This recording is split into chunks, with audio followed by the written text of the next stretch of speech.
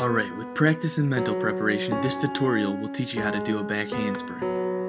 Alright, first thing you want to do before you get started is get warmed up and stretch out.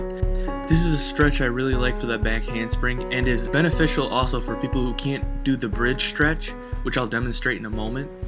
But you get down on all fours and push up with the arms, stretching the front of the abdominals.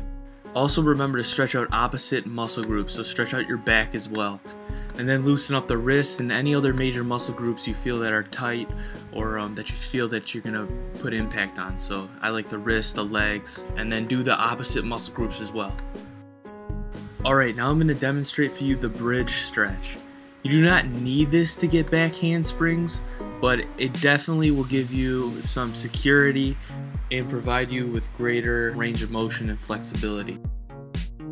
Okay, so what you want to do is you want to lay down on your back and you want to have your fingers facing towards your feet and then push up onto all fours, arching your back. Remember to take it slow at first. You don't need to do so much of an arch at first. You can have your feet out more and your hands out more so you do less, just to get used to the muscles involved in the stretch. So take it slow and this will get better over time. Alright, now let's look at a method for getting the main motion down and to help get over the fear.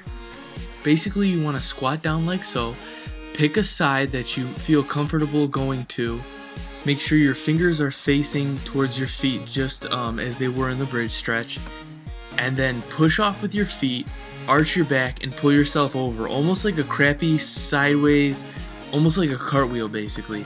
But you want to try and progress going further and further upside down each time. This will help get you over the fear of jumping backwards for the back handspring and get you used to your body weight on your hands. Gradually progress these attempts, making them faster and getting more upside down. Alright, after getting used to turning over a few times, you're going to be ready to fully commit and go for a complete back handspring, regardless of the form. Now your early attempts might look something like this. Now this is a great start because even though the form isn't perfect, the back handspring that you do will clean up over time, adapting to your own style, making it most efficient for you. But let's pay attention to a few key elements in the early attempts. Notice how my hands start backwards and are ready to whip up and around. Alright, now notice as I'm leaning backwards, my hands are going to whip up and over my body but down to the ground, instead of just straight up. Now as you notice in this attempt, I kind of overcompensated and almost did a back whip. That's okay at first, but what you want to get adjusted to doing is throwing your hands down as you're going back. I like to think of it as like a slinky going down the stairs. Now to help clean up your first one and preserve momentum to do multiple back handsprings, you want to fully extend your arms, but when you come down to your hands, you want to do a little pop off of the arms as you tighten your abs and whip your lower body back down to the ground. On top of that, as you whip around, you want to try and bring your upper body back up, bring the chest up, and ready to do another one. So get used to keeping those arms out and staying really tight and solid. In some of your early attempts of jumping off the arms, it might look something like this. You can notice my push, but this will clean up over time and your efficiency will increase.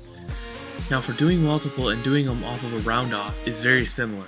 Basically every time you come back to your feet, you swoop your arms back up and over and down.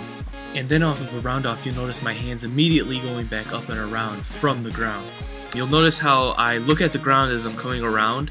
From my experience, knowing people who do this move as well, it seems to not really matter whether you look at the ground or not. It's the way I like to do it. I just naturally look at the ground. It really doesn't matter. Maybe unless you're doing like gymnastic standards, then you'd want to abide by their standards.